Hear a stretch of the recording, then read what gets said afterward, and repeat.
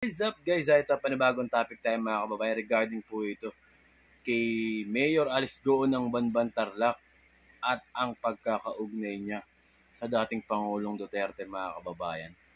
Mga kababayan, ano sa tingin niyo? Meron nga bang pagkakaugnay?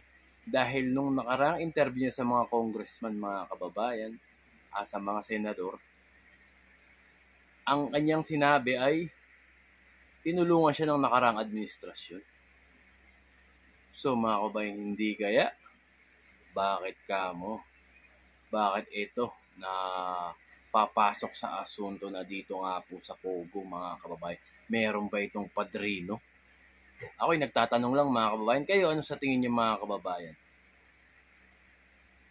Kasi mga kababayan si Mayor Alice Goo na nagsabi mga kababayan na tinulungan siya ng dating administrasyon.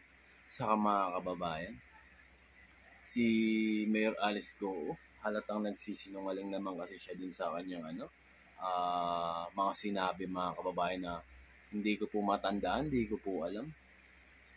So ako mga kababayan, tatanong lang kayo, ano sa palagay nyo? I-comment down below nyo nga mga kababayan kung anong masasabi nyo dito sa ugnayan nga po na ito ni Mayor Alice Goo at na itong dating Pangulong Duterte. Kasi mga kababayan, kung ito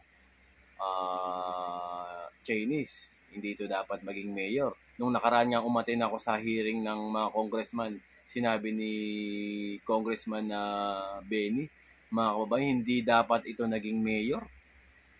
Hindi daw dapat, mga kababayan. Kasi ito, wala siyang record sa hospital dito. Nag-aral, di niya alam. Kung parang nagsisinungaling nga mga kababayan.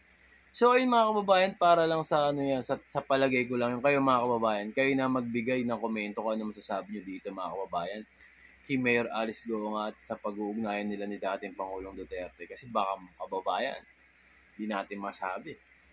Mamaya, may mga iba pang mga transaksyon mga kababayan na mali.